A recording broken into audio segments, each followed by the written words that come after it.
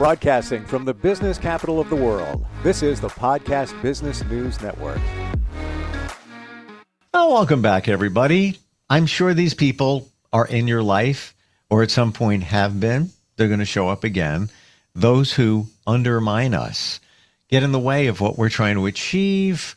There's also the one-uppers where you're in a group of people, you say something very honestly, just pointing out something, could be an idea, observation. Somebody comes through and they got to top what you said. Who are these people? Why are they doing it? We're going to talk about that today. And how do we deal with them? She is an amazing psychotherapist, has insight on much. Every time we get together, always a beautiful conversation with Susie Engel, who is back with us. How you doing today? I'm well. I'm so good today. Thank you very much for asking. Went to the gym this morning, went for a walk, started my sessions bright and early. So how are you? Oh, yeah. Well, I was up at 4:30. I went to the gym. I spent 3 hours. I jogged 15 miles. No, I didn't do any of that. I'm the one-upper. I'm the one-upper. You're just one-upping. Yeah. You're one-upping. Yeah. That's funny. How do we define what should we call one-upper? Yeah. Go ahead. I'm sorry. I didn't mean to cut you off. No, you're fine. I think there's a slight lag still going on. So I'm just going to have to slow down a little bit myself because I'm the one who usually speaks over people. I think that there's a few different ways for us to understand somebody who has to top somebody. First of all, I think it's maybe genuine excitement and enthusiasm of getting into a conversation where somebody is like, oh my gosh, yes. And I went whitewater rafting. And when I went whitewater rafting, I popped out of the raft and floated down. Sometimes I just think it's pure excitement and enthusiasm, and maybe because people are so isolated, they're not used to just engaging in conversation, so they get overly passionate. But really, I think for our purpose, we're talking about people who have to kind of show off coming from a deep insecurity. I mean, that's the way I look at it. If somebody has to one-up me, let them. And I kind of wonder, where are their insecurities, or why do they have to mask? So these are some of the questions that come up for me. Yeah. So something popped in my mind as you're sharing. You have the underminers, which we're going to get to in a moment. We have call them the one-uppers, where they pile it on ego. And there could be different reasons why they do it. But I believe in what you just said. You also have the relators, where they just want to feel connected to you and relate to you. But in doing that, it may seem like they're a one-upper, but they're not. They're being very genuine. Like if I said, yeah, I went kayaking and whoa, the water was kind of turbulent there. A storm was coming in. And somebody may say, oh, I know what you're talking about. I went water rafting and the thing overturned. Yeah, you always got to be careful. That was up, in the Catskills and the water was running. I don't think they're one-upping. I think they just want to have a connection. So they are the relators. I don't think there's any ill intent in that. So I think that now maybe another category here. Yes. Yeah. And so, but I think it's important because some of us, or some people in the audience even, could feel triggered by somebody getting overly enthusiastic in the conversation and connecting with them and saying, oh my gosh, you should have seen my experience with that. So now we're talking about somebody who may feel triggered by a one-upper who has no malintent, who's just excited and is connecting with you in conversation, which happens to be very sociable. Mm-hmm. But the other type that we were talking about is, what type of person what fuels the need to top somebody, to set examples to show off in a sense. And to me, that's insecurity or um, like a lack of knowing yourself. Mm-hmm. A lack of knowing yourself could fuel, the lack of knowing yourself is somewhat insecurity in general. So that causing somebody to say, oh, you should have seen it when I drove into the city today. It must have been much worse than what you went through. And the triggering part for other people when it's just done innocently is it seems diminishing to what your individual experience was. It seems dismissive to your experience. Yeah, like you've been left in the dust as they take over the conversation. And I think to those people that I've encountered that are the one-uppers, and I try to figure as I'm processing this right now. There's one in particular, and yeah, we're loosely connected. Haven't seen him in a while. We get together maybe once a year. We used to be more connected. Just things change. Not because he was a one-upper though. But I try to figure out where he was coming from, and he seems like he's very confident. So I don't know if I would factor that out, or can I factor that out? And what would be the other reason that he would be a one-upper? Because it was kind of regular. He would do it kind of on a regular basis. But I'm not really sure. Yeah, I mean, so now let's take the conversation to that direction or that current. It sometimes feels to me egocentric. Hmm. I don't want to use the word narcissistic, but definitely self-centered. Yeah. When somebody is one-upping and then doesn't come up for air, and then there are other people in the room who may want to contribute, but just can't get in. Yep. It just seems like, what does that person really think that they need to be entertaining us or one-upping Hmm. us? But I think Hmm. it's got something to do with that too. Yeah, what did you Oof. get from that? Well, yeah, the entertaining thing. Maybe they feel that they need to do that, that we need this. So they kind of turn into the different part of their personality where they feel they need to be on to move it. And that, I believe, that's his situation because he is a master salesperson. So I think that he's wired that way. He's wired that way. All right. Yeah. So there's different reasons for this. Yeah. Or yeah, a lot of so far we've come up with three or four different reasons, Hmm. right? But I think that the person who thinks that they have to take center stage and entertain, and I think that's also coming from nervous energy. So maybe that is a different variation of insecurity, but I don't think it's coming from regulated energy. I think it's coming from nervous energy where people have to just like go off and get manic about telling these stories. So how do we handle that? And not to be negative here, but let's say that's that one person, and you said something, maybe somebody else in a group said something, and then they're off, and then they're off to the races. There's this happened, blah, blah, blah. And it's annoying. It can some of these people, it can be annoying. Let's be honest. What's your recommendation for dealing with them? Do you just say as if when they get to the end of their sentence, yeah, like what do you do? Um, well, I mean, there's a couple things we could do. One is, and I like little things to drop in. One might be nobody could top that. Like really just drop in exactly what's happening because he's one upping. And if I said at the end of the elaboration, if I said, nobody on this earth could top that. It kind of is taking care of myself, but Mm-hmm. also kind of expressing something.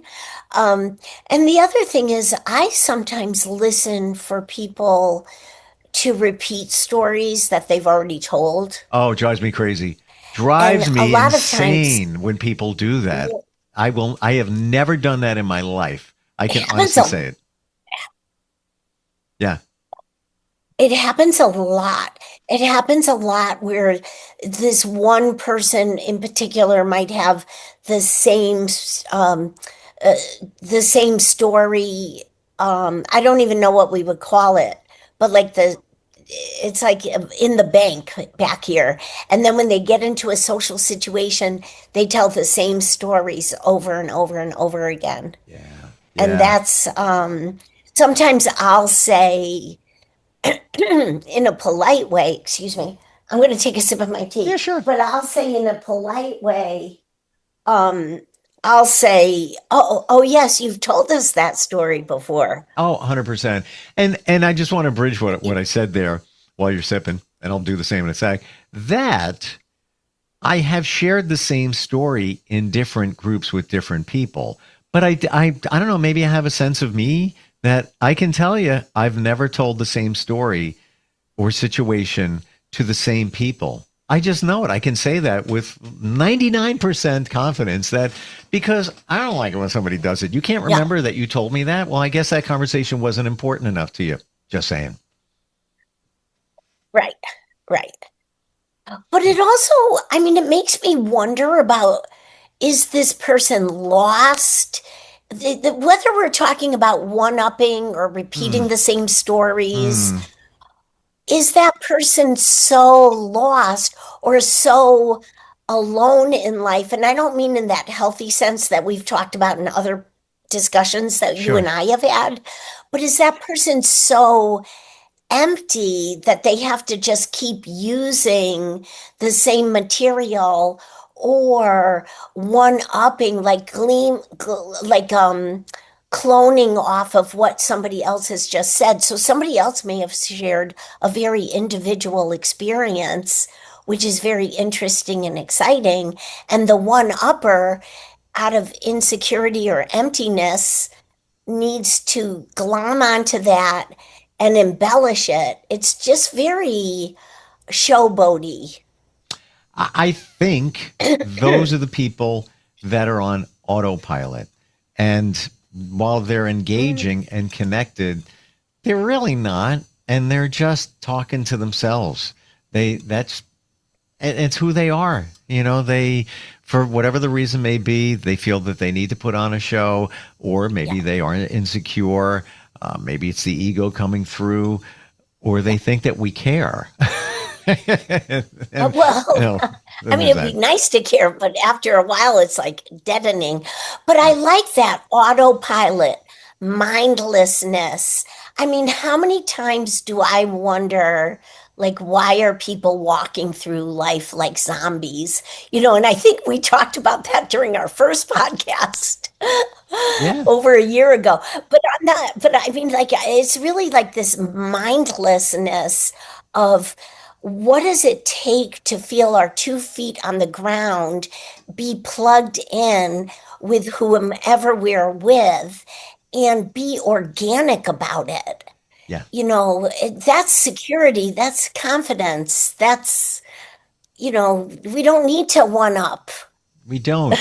Now, we started talking about those who undermine. How do you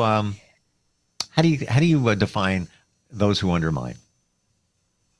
Yeah, I just have a huge uh problem with undermining.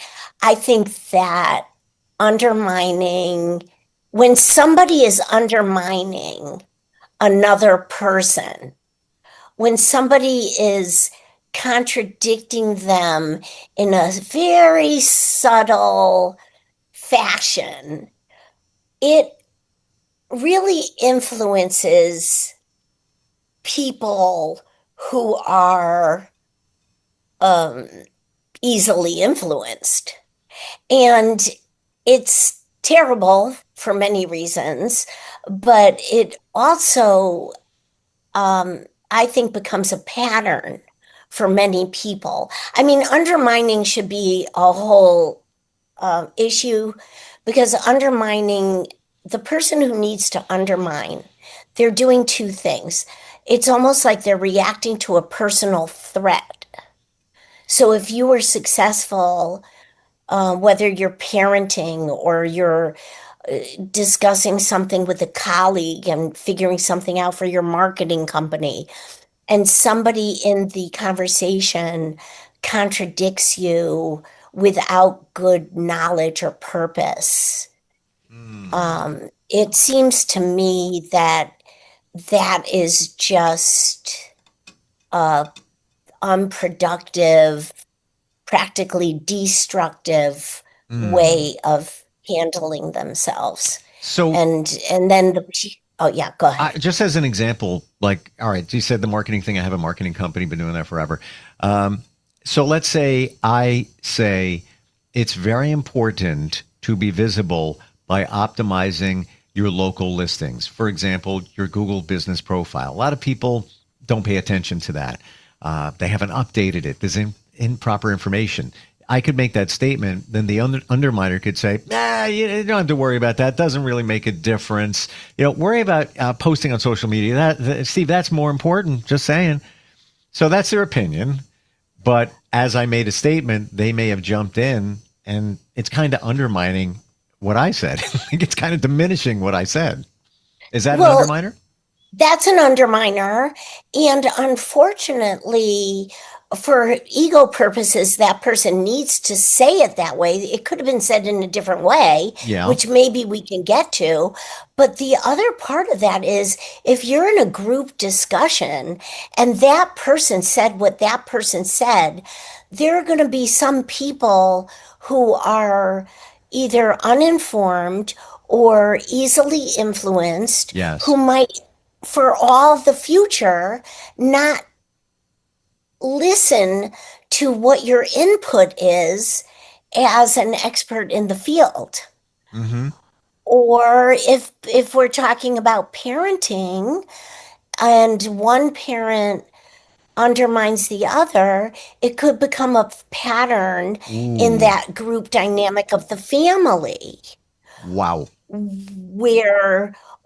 So you want to say something? Go ahead. I never thought of it that way. I'm thinking more in a social setting, business setting. But yeah, when one parent says one thing, lays down the law, if you will, with their kids or kid, and the other one says, nah, you don't have to do that. Just if you want, just come to me, whatever.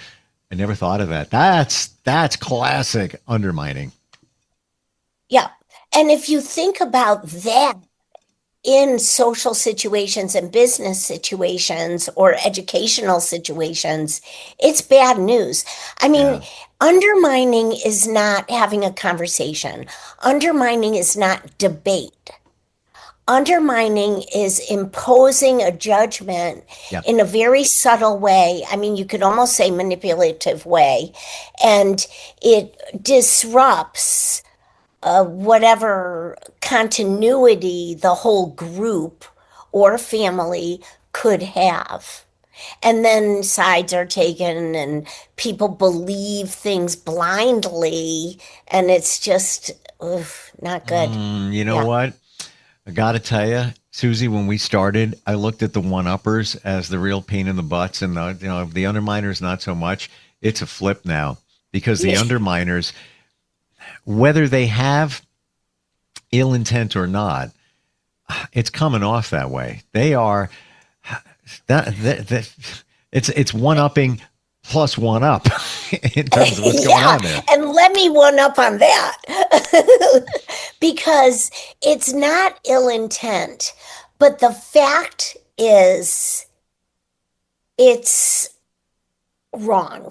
Yeah. And if this person who undermines is so unaware, that's why you're saying non-intentional, but it's our job to be aware. Yeah. I Yeah. mean, I really can't take that as an excuse anymore for people. If somebody is so unaware, then in this conversation, somebody else in the conversation needs to say, that's undermining and not helpful in this situation. Mm, Now, yeah. now, if somebody wanted to respond to, it's very important to update your Google, whatever you said in terms of your professional knowledge. Somebody could say, without undermining, could say exactly. And to add to that, Yep. Steve, Yep. it's also important to gain some continuity with here, there, and everywhere. Yep. That's not undermining. That is adult. That is supportive. That is building continuity. Yeah. It's almost like playing a game of tennis, which you love to do, where I, with my statement about Google business profiles, hit the ball across, and then you hit the ball back saying, yeah, that's important. But also, it's important to do proper social media management. Now I'll hit the ball back with something else. So, like, we're working towards something in a Co-op positive way. and cooperatively, Yeah. undermining is uncooperative, it's destructive, it's really unhealthy, and it really runs deep. I mean, we could talk for another half hour just about how deep that goes, but it disrupts trust. Yes. It disrupts. So even if we're talking about family, and let's say a grandparent undermines a parent, the child is the child's a child. The child's figuring out, am I going to go with my grandfather, my grandmother, or do I go with my mother, my father? And it becomes this confusion that plays out for decades. Yeah. Yeah, it's big. Yeah. You've refocused my mind here. You really have in terms of the undermining. And again, the parental one, that's the I don't want to say classic, but that is one that yes. Exemplary, Yeah. like the example. It really is. And a good example, but bad in terms of what's going on there, because it could have lasting repercussions once that starts. We're out of time. What a conversation! I had no idea where we were going as usual. As usual. But whoa, the underminers, man, they need to go. Susan Engel-lcsw.com is how we find you. Maybe somebody's dealing with somebody that in their life, maybe a parental situation where your partner, spouse, whatever, is undermining. Need to have a conversation. Thank you Yeah. for today. Well, Thank you. like I'm like I see And this totally different. and think about next time you're in a group setting, social or business, think about the family, who's being parental, Oh who's yeah, being the withdrawn child, who's yeah, being the, you know, one who stirs up and adds fuel. yeah, It's a very good paradigm when you're in any situation. Okay. yeah. But it comes back to one thing: have a Thank sense you. of self, even right down to telling the same stories to the same people. You're not plugged in. I guarantee it. Because if you were, you wouldn't do that. But yeah, it's not a major thing. But anyway, thank you. We'll talk soon. Okay. Yeah. Thanks, I Steve. appreciate it. All right, we'll be right back.